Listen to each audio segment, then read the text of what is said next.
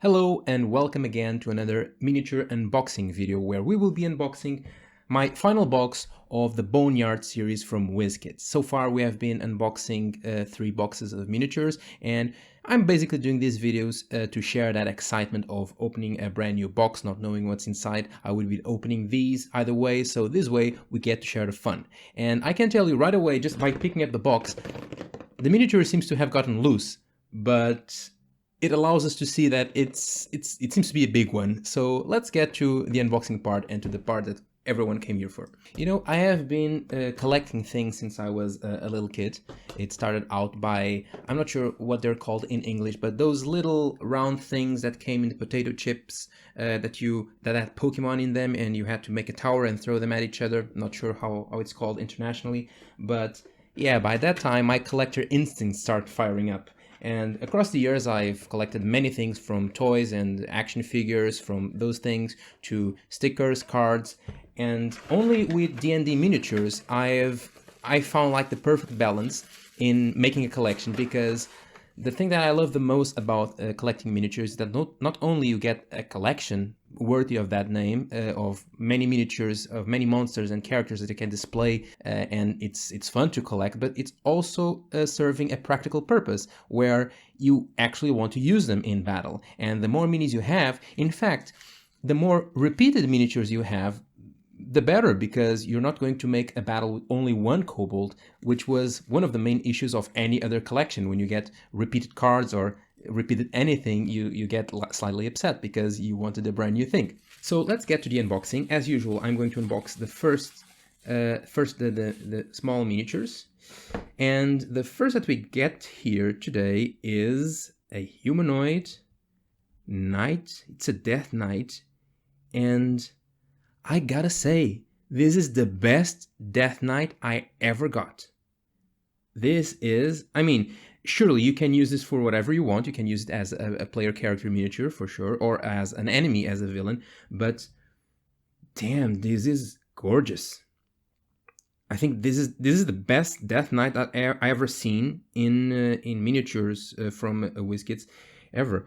I'm not sure if the camera is going to unfocus. Yeah, it's going to unfocus, but I'm not even sure if they have these little teeth pattern. Maybe not. Maybe it's just my feeling. Wow, I'm very surprised with this just right out of the bat. Let me get my other Death Knight mini so we can compare the two and show you how great of an improvement this is. So obviously the Death Knight, being a paladin or another type of warrior that has fallen into disgrace, an undead version of a paladin, basically, design-wise, it can be literally anyone you'd want. You just have to make sure that the backstory matches up, and the aesthetic is somewhat similar. But you can have so many different designs for Death Knight. None of the 2 minis that I have for Death Knight are invalid, but just so you can have a comparison, the previous mini that I had for Death Knight is this. And this might be a very personal thing, don't get me wrong. I still like the mini a lot, but it always seemed to me like this mini was somewhat more of an overpowered skeleton than an actual Death Knight. I mean, you can see a little bit of the rotting dead flesh in its face. You can see the red eyes. The pose is pretty good. The cape bellowing in the wind. Don't regard the crooked sword, but it seems like a really cool mini, although I always got the feel like it was just a very strong skeleton. While in the mini on the left, though you cannot have as much of an undead feel as you have on the miniature on the right, there's certainly that menacing, deadly look of a dark, dead paladin, basically. It almost makes me feel like those dark knights in Dark Souls, where unless you are a little bit more skillful than me, which is not that difficult, you basically wanted to run the other way every time you met one. But yeah, it has so much more presence. I mean, not that the previous miniature is bad in any way, but I just really, really like this pose, this atmosphere that this miniature seems to convey. It's really, really a great way to start by unboxing these miniatures. Let me put this here in the backdrop so you can still see it when I'm not doing anything.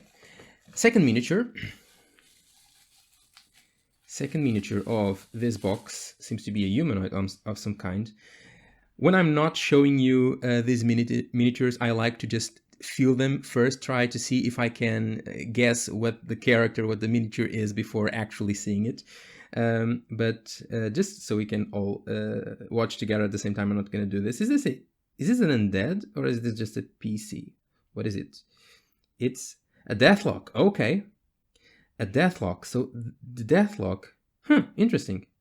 I'm getting to feel that this box is quite thematic, because a deathlock is a monster that was first premiered in 5th edition in Mordenkainen's Tome of Foes, one of my favorite books of the D&D core book so far. Not core books, but if you could say that a Death Knight is the result of a Paladin, or if a godly warrior that doesn't append the tenets of its deity, a Deathlock is kind of the equivalent to warlocks. So if a warlock doesn't append their end of the bargain with the patron that they have, they can arise from the dead as an undead creature, a deathlock, bound to serve the deity that gave them powers, as something not quite as a mindless minion, but what the book says is that basically everything in that person's personality that the otherworldly patron doesn't like, or feels like it doesn't fulfill the mission they want that Deathlock to accomplish, that they simply vanish. They are washed away. And evil wizards can even discover themselves how to make a Deathlock and bind them to their service. So this is a very, obviously this whole collection being an undead collection is a very villainy, but you have so much potential for a character like this, an NPC or a villain that uses either the Deathlock being a main villain of the arc of the campaign itself, or as a kind of lieutenant to the big BEG the characters will have to face in the end of the campaign. A very cool miniature, very interesting how it's kind of a counterpart to a Death Knight, and they both got drawn out in the same box. The third small mini of the box, though, seems to be a humanoid as well. So, is this a vampire spawn? It is a vampire spawn. Okay, so cool. The only other vampire spawn that I know Wizards of the Coast has released, or I should say WizKids has released, was a female one. In fact, I have it right here so we can compare the two. So the one on the right, obviously, is the previous one. The two of them make a pretty interesting pair. They were kind of faithful to the aesthetic. The pose, nothing too great. I mean, it almost sure this is the plastic itself. This is probably not the original pose they wanted for the miniature, but it almost seems to be reeling back. I'd like the miniature to have a more facing forward posture, to be lunging at the enemies, but still, it's very concise with the aesthetic. It feels like it's the male equivalent to the miniature that we got on the right. I believe it was from Temple of Elemental Evil, maybe, or Monster Menagerie. Still, pretty interesting mini, and a vital one if you are planning to run a campaign with vampires such as Curse of Strahd. I mean, these guys can literally jump up anywhere, and it's also a fun way to always keep your players on their toes when dealing with such a horror-themed campaign.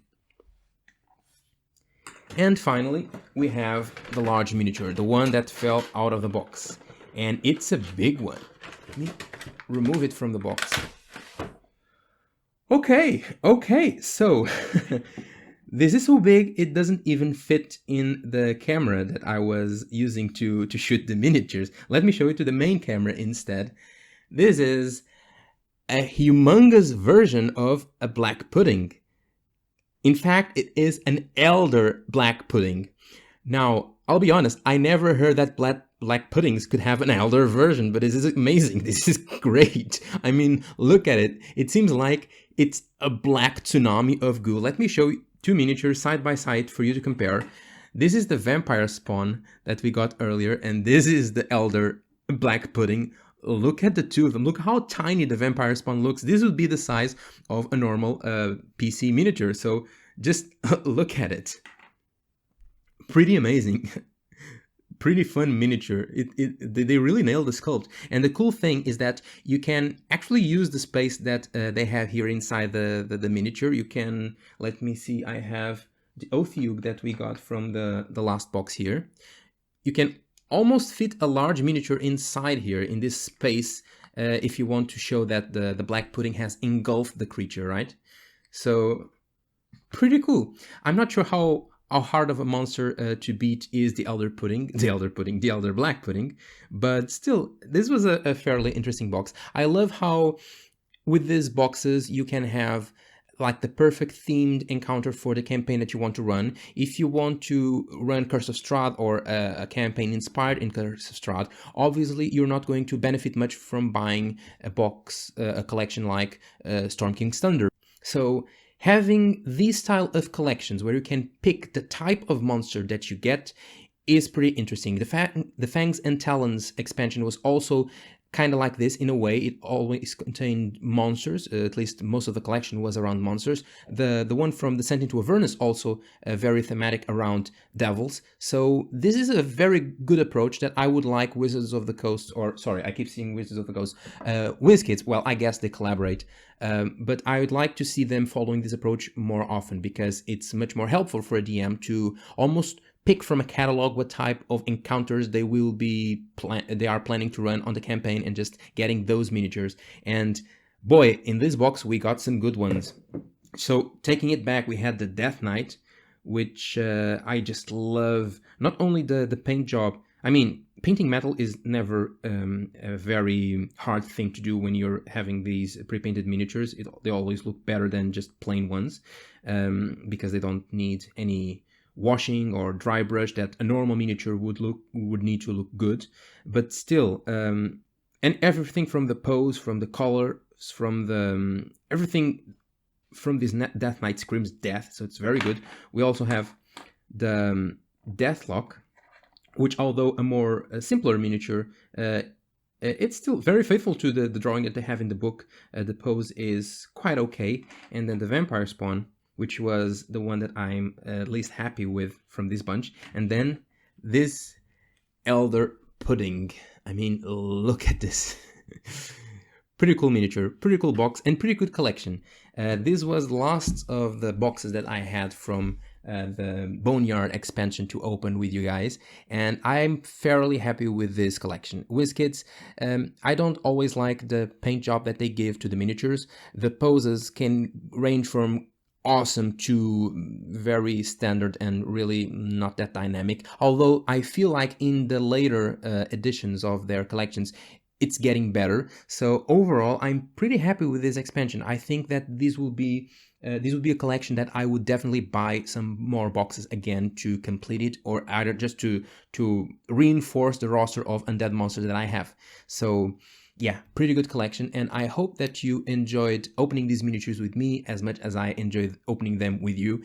But if you like this kind of video, let me know, because it really is the opinion of you guys that informs me of the kind of videos that I should be making. So if you like opening miniatures, if you like seeing or hearing my reviews about the miniatures that I am unboxing live for you, please let me know in the comments down below. And if you'd like to support the channel as well, you know the drill. Like the video, subscribe, as I said, and let your friends know that there's this D&D nerd that opens miniatures and it's cool to watch him. So again, I hope you've been enjoying these videos, and I hope to see you at the next one.